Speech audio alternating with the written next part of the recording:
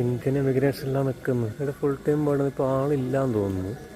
ഒരുപാട് ആൾക്കാർ ഇങ്ങനെ ക്യൂ നിൽക്കുന്നുണ്ട്. എൻ്റെ പിന്നിൽ ഇതൊരു പിന്നിൽ ഇത്ര ആളുണ്ട്. ഇത് മുന്നിലില്ല ആൾക്കാരാണ്.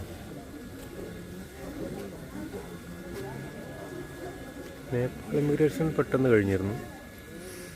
ഇത് എയർപോർട്ട് വഴി പോയതുകൊണ്ടുള്ള പ്രശ്നമാണ്. അല്ലെങ്കിൽ ID കാർഡ് കാണിച്ചിട്ട് വരാം.